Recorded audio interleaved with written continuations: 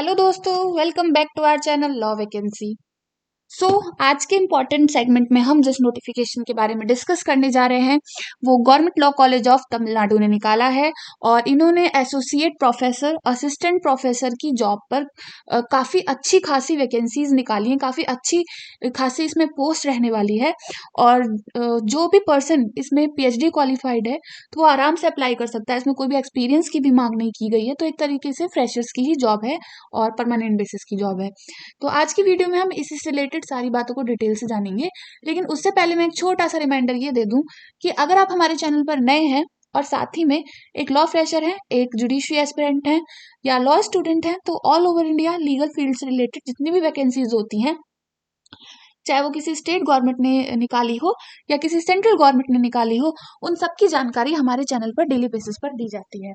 इसीलिए आप हमारे चैनल को सब्सक्राइब कर दें एंड बेल आइकन को प्रेस कर दें ताकि डेली बेसिस पर जो भी नोटिफिकेशंस आ रही हैं वो आपसे मिस ना हो। तो आइए देखते हैं कि इसमें क्या क्या डिटेल्स दे रखी हैं। तो सबसे पहले इन्होंने direct recruitment of associate professor, assistant professor and assistant professor pre law का मतलब जो प्रोफेसर्स जो लॉ के पहले के सब्जेक्ट्स होते हैं like political science, sociology, economics, history, ऐसे सब्जेक्ट जो होते हैं उनके लिए भी असिस्टेंट प्रोफेसर की जो पोस्ट है वो निकाली गई है। तो इसमें एसोसिएट प्रोफेसर की जो पोस्ट है वो इसमें आपकी 8 वैकेंसी निकाली गई है। असिस्टेंट प्रोफेसर की जॉब पर 64 वैकेंसीज निकाली गई है। एंड असिस्टेंट प्रोफेसर की जॉब जो प्री लॉ के सब्जेक्ट्स को टीच करेंगे उनके लिए 60 यानी कि 60 वैकेंसी निकाली गई है। और इसमें जो आपका स्केल पे रहेगा एसोसिएट प्रोफेसर के लिए वो 1,31,400 से लेकर 2,17,100 तक रहेगा। असिस्टेंट प्रोफेसर का 68,900 से लेकर 5,500 तक रहेगा। और इसमें 57,700 से लेकर 1,82,400 आपका असिस्टेंट प्रोफेसर प्री लॉ के लिए रहेगा। तो इसमें टोटल नंबर ऑफ वैकेंसीज की बात करूं तो 132 इसमें वैकेंसीज आपकी होती हैं। तो काफी अच्छी नंबर ऑफ वैकेंसीज हैं, फ्रेशर्स के लिए काफी अच्छा मौका है। और जो भी असिस्टेंट प्रोफेसर की जॉब करना चाहता है उनके लिए भी काफी अच्छा मौका है। और अब हम देखते हैं एलिजिबिलिटी क्राइटेरिया। और एलिजिबिलिटी क्राइटेरिया में हम सबसे पहले जानेंगे एज क्राइटेरिया आपका इसमें क्या रहने वाला है। तो इसमें जो आपका एज क्राइटेरिया रहने वाला है एसोसिएट प्रोफेसर के लिए, उनकी एज 45 ईयर्स होनी चाहिए। यानी कि जिस भी पर्सन की एज 45 ईयर्स हो गई है as per 1 July 2025, as per the special rules of Tamil Nadu legal educational service, the age limit for the post of associate prof is इतना। Provide that for appointment to the post of associate professor for each year of service on a regular basis in the post of assistant professor, ये करके आपका पूरा इसमें आपका जो age limit दे रखी है वो 45 ईयर्स आपकी इसमें एज लिमिट दे रखी है। No person shall be eligible for appointment by direct recruitment to the post of assistant professor and assistant professor pre law if he she has completed the age of 40 years. मतलब अगर आपने 40 साल cross कर दी है as per 1 जुलाई 2025 तो आप इसमें apply नहीं कर सकते। तो एसोसिएट प्रोफेसर के लिए आपकी एज लिमिट 45 ईयर्स मांगी है एज पर 1 जुलाई 2025। और असिस्टेंट प्रोफेसर की दोनों जो भी पोस्ट है उनके लिए 1 जुलाई 2025 के अकॉर्डिंग 40 साल आपकी एज होनी चाहिए या उससे कम होनी चाहिए। अब हम आगे आपके एजुकेशनल क्वालिफिकेशन की बात करते हैं कि इसमें आपका एजुकेशनल क्वालिफिकेशन इसमें इन्होंने क्या मांगा है। तो सबसे पहले जो आपके एजुकेशन क्वालिफिकेशन की बात है वो ये है कि इसमें मास्टर डिग्री आपके पास होनी चाहिए लॉ में फॉर एसोसिएट प्रोफेसर। और इसमें आपका आपने नेट क्वालिफाई कर रखा हो, जो इन्होंने बोला है नेट क्वालिफाई कर रखा हो। सबसे पहले तो आपकी मास्टर डिग्री है यानी कि एलएलएम है तो उसमें 50% मार्क्स से कम आपके नहीं होने चाहिए, 50% मार्क्स होने चाहिए। फिर इन्होंने दूसरी चीज इसमें बहुत क्लियरली मेंशन करी है कि अगर आपने डिस्टेंस एजुकेशन मोड से पढ़ाई करी है, डिस्टेंस लर्निंग करी है, तो आप इसमें अप्लाई नहीं कर सकते।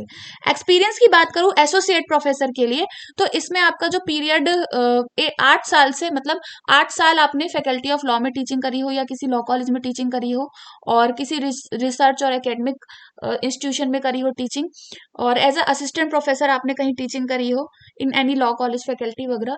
या फिर आपने इसमें एक चीज और मेंशन करी है, या तो आपके पास 7 ईयर्स का एक्सपीरियंस हो industry with minimum of 7 publications in peer reviewed. तो इन्होंने इस चीज का ये बोला है कि मिनिमम आपके 7 पब्लिकेशंस होने चाहिए पीयर रिव्यूड इन यूजीसी लिस्टेड जर्नल। इसमें आपका इन्होंने ये बोला है कि आपके 7 पब्लिश जर्नल होने चाहिए। टोटल रिसर्च स्कोर आपका 75 होना चाहिए, और एज पर यूजीसी रेगुलेशंस जो आपका रहने वाला है। और फिर उसके बाद आपने नेट दे रखा हो, स्लेट दे रखा हो, सेट दे रखा हो, ये इसमें इन्होंने स्पेसिफाई कर दिया है। फिर उसके बाद इन्होंने उन लोगों के लिए एलिजिबिलिटी प्रोवाइड की है जिन्होंने अपनी पीएचडी जुलाई 11 2009 से पहले ऑब्टेन कर ली है, तो ये उन लोगों के लिए सारी कंडीशन है।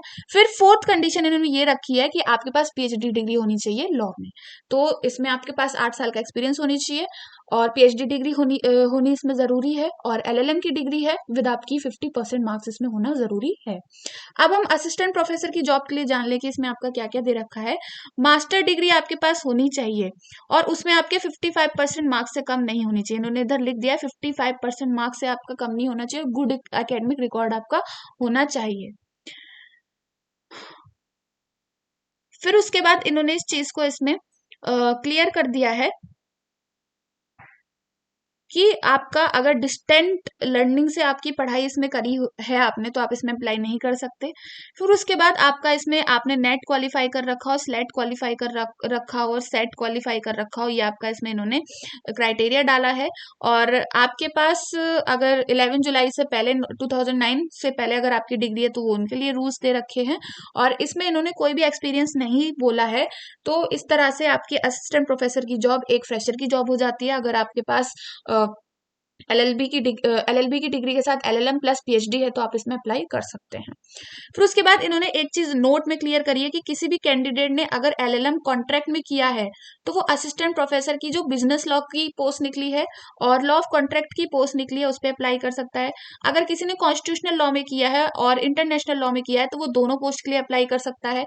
और अगर किसी ने एलएलएम कॉन्स्टिट्यूशनल लॉ और ह्यूमन राइट्स में किया है तो वो दोनों की पोस्ट के लिए अप्लाई कर सकता है। लेबर लॉ और एडमिनिस्ट्रेटिव लॉ में किया है तो लेबर लॉ और एडमिनिस्ट्रेटिव लॉ दोनों की पोस्ट के लिए वो अप्लाई कर सकता है। तो इसमें ऐसा नहीं है कि अगर आप एक पोस्ट के लिए अप्लाई करने वाले हैं तो दूसरे के लिए नहीं कर सकते, तो ऐसा इसमें नहीं बोला गया है। फिर असिस्टेंट प्रोफेसर प्री लॉ यानी कि जो हिस्ट्री पॉलिटी ऐसे सब्जेक्ट्स पढ़ाएंगे तो आपके पास एमए की डिग्री होनी चाहिए। एमए की degree of state of Tamil Nadu से आपकी एमए की डिग्री होनी चाहिए।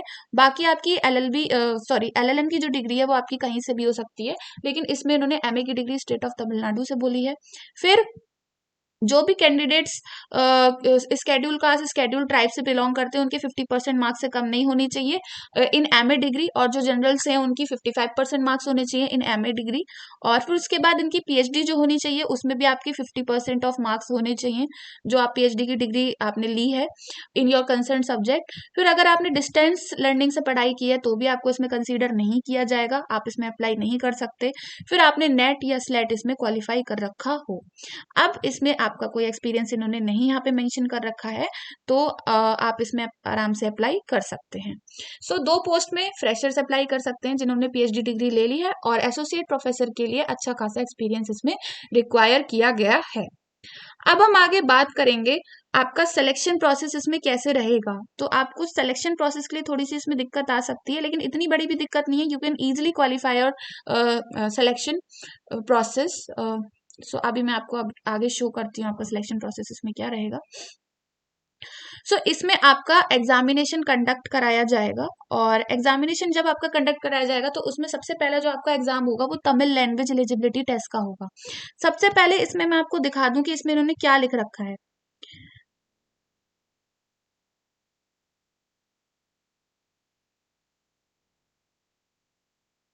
इन्होंने ऊपर ये चीज मेंशन करी है इसमें कि आप इसमें अगर दूसरे स्टेट से भी हैं तो आराम से अप्लाई कर सकते हो, मैं आपको बता देती हूँ। लेकिन अगर आप अप्लाई कर रहे हो तो आपको तमिल लैंग्वेज एलिजिबिलिटी टेस्ट को थोड़ा सा क्वालिफाई करना पड़ेगा, जिसमें टोटल नंबर ऑफ क्वेश्चंस 30 होंगे और ड्यूरेशन आपका 30 मिनट्स का आपको मिलेगा। टोटल 50 मार्क्स का ये आपका पेपर होगा, और उसमें आपको 40% मार्क्स लाने हैं फॉर फर्दर स्टेज। मतलब आपको 40% मार्क्स आपको इसमें लाने हैं, यानी कि 20 मार्क्स आपको लाने हैं। 50 मार्क्स का पेपर है, 20 मार्क्स आपको इसमें लाने हैं। अब उसका इसमें जो पेपर बोला गया है, जो आपका इसमें पेपर है वो 23/5/2000 सॉरी सॉरी, इसमें आपको पेपर की डेटा भी नहीं दे रखी है। इसमें सिर्फ आपका ऑब्जेक्टिव टाइप, ये पहला पार्ट बता दिया कि ऑब्जेक्टिव टाइप आपका पेपर होगा। फिर उसके बाद आपका मेन सब्जेक्ट का पेपर होगा, जो कि आपका रिटर्न कॉम्पिटेटिव एग्जाम होगा। मतलब पहले तमिल लैंग्वेज का होगा, फिर रिटर्न आपका एग्जाम होगा, जिसमें आपको ब्लैक बॉल पॉइंट ऐसे करके आपको the optical mark reader answer sheet will be provided to the candidates who have to answer the questions by shading a single answer for each question in black ballpoint pen only. तो इसमें तो ये भी आपका objective type paper होगा, return competitive exam, ये आपका MCQ based paper होगा। पहला पेपर भी आपका एमसीक्यू बेस्ड होगा एंड सेकंड पेपर भी एमसीक्यू बेस्ड होगा, ओएमआर बेस्ड आपका पेपर होगा, जिसमें आपको ब्लैक बॉल मतलब पेन से ही सारी चीजों को भरना है, जो आपके सर्कल्स होते हैं, और उससे आगे इसमें इन्होंने बिल्कुल क्लियर कर दिया है कि black ball point pen only. अब उसके बाद इसमें आपका पार्ट बी, अगर पार्ट बी का मतलब पार्ट ए का जो एग्जाम होगा उसमें आपका सबसे पहले तो पार्ट ए के एग्जाम में लैंग्वेज का पेपर, उसके बाद आपके कंसर्न मतलब मेन सब्जेक्ट का पेपर, फिर उसके बाद आपका जो एसोसिएट प्रोफेसर लॉ का पेपर है उसमें आपका लॉ का पेपर होगा, मतलब as per the subject list, मतलब आपका जो सब्जेक्ट है उससे रिलेटेड पेपर होगा। तो उसमें नंबर ऑफ क्वेश्चंस 175 होंगे, 3 घंटे आपको मिलेंगे और मैक्सिमम मार्क्स आपके 175 होंगे। और इसमें आपको अगर आप यहाँ की पर्टिकुलर जो रिजर्वेशन है उसके अकॉर्डिंग अगर आप बिलोंग करते हो तो आपको 61% मार्क्स लाने हैं 175 में से, मतलब कि 35% मार्क्स। और अगर आप जनरल कैटेगरी से हैं तो 45% मार्क्स, 78 मार्क्स आपको इसमें लाने हैं। तो इसमें आपके 3 पेपर होंगे, पहला आपका लैंग्वेज का, दूसरा मेन सब्जेक्ट का, तीसरा आपका जो लॉ लॉ का सब्जेक्ट है जो कंसर्न आप स्ट्रीम के लिए अप्लाई कर रहे हो। फिर आपका इसमें प्री लॉ वालों के लिए भी सेम क्राइटेरिया, लेकिन 175 क्वेश्चन 3 घंटे मिलेंगे, 175 मार्क्स का होगा। लेकिन जो कैटेगरी से बिलोंग करते हैं उनको 52 मार्क्स लाने हैं, 30% मार्क्स, और जो जनरल कैटेगरी से उन्हें 70 मार्क्स लाने हैं, 40% मार्क्स। तो ये आपका एग्जाम पेपर का क्राइटेरिया रहने वाला है।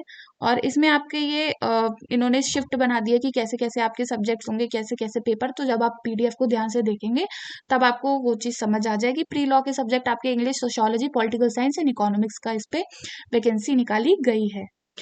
अब ये आपका सारा हो गया सिलेक्शन प्रोसेस से रिलेटेड। फिर उसके बाद इसमें आपका compulsory Tamil test, language test, written examination, वही आपका ओएमआर। फिर उसके बाद इसमें आपका evaluation and award of research score by the committee, जो आपका रिसर्च स्कोर और जो आपकी क्वालिफिकेशन वो देखेंगे, इन सब के बेसिस के बाद क्वालिफिकेशन का भी स्कोर कैलकुलेट किया जाएगा, तब उसके बाद आपको इसमें सेलेक्ट किया जाएगा। तो ये आपका सारी सारी सिलेक्शन प्रोसेस रिलेटेड सारी इंफॉर्मेशन है। और इसमें फिर आपका एडमिट कार्ड वगैरह होगा तो आपका www.trb.tn.government.in पर अवेलेबल रहेगा, आपको जाके वहां पर देख लेना है। और फिर उसके बाद आपका इंटरव्यू कंडक्ट कराया जाएगा, और इंटरव्यू में भी आपके 25 मार्क्स हैं, मतलब इसमें आपका 25 नंबर का इंटरव्यू, आपका 4 स्टेज में सिलेक्शन प्रोसेस है। तो कोई भी इतनी बड़ी बात नहीं है, आराम से हो जाएगा। जस्ट अगर आपको तमिल लैंग्वेज नहीं आती है तो you can try for any course of Tamil language, इतना डिफिकल्ट टास्क नहीं है, काफी अच्छी जॉब है, नंबर ऑफ वैकेंसीज इसमें काफी अच्छी है। अब हम इसमें देखते हैं कि आप इसमें अप्लाई कैसे कर सकते हैं। तो इसमें अप्लाई करने का जो मोड है मैं आपको दिखा देती हूँ, हाउ टू अप्लाई। तो आपको इनका ऑनलाइन जो ऑनलाइन जो इनका वेबसाइट है www. जो मैंने अभी बताया उसी पे जाके रजिस्ट्रेशन करके फिर उसके बाद आपको इसमें अप्लाई करना है। और फिर उसके बाद इन्होंने ये लिख रखा है कि कोई भी कैंडिडेट अगर भर रहा है तो ओनली 2 पोस्ट के लिए भरे, असिस्टेंट प्रोफेसर में। और इसमें आपका इन्होंने कुछ भी ऐसा नहीं लिख रखा है कि एक ही पोस्ट के लिए वो कर सकते हैं, सिर्फ 2 पोस्ट के लिए भी कर सकते हैं। फिर उसके बाद इसमें आपकी एग्जामिनेशन एप्लीकेशन फी की बात अगर करें, ये इन्होंने प्रॉपर प्रॉपर डॉक्यूमेंट्स बता दिए हैं कि आपको क्या क्या इसमें देना है, ये सारे प्रॉपर प्रॉपर डॉक्यूमेंट्स बता दिए हैं, जो आप पीडीएफ को ध्यान से देखेंगे तब आप देख लीजिएगा।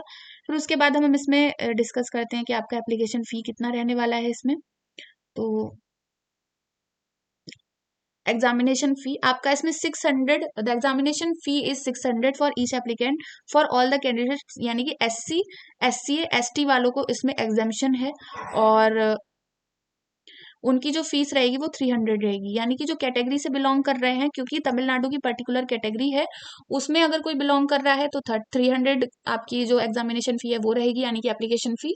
और अगर आप जनरल से बिलोंग कर रहे हैं तो 600 रहेगी। और आपको ये बात ध्यान होनी चाहिए कि अगर आप दूसरे स्टेट से बिलोंग करते हैं तो आप इसमें जनरल में ही काउंट होंगे।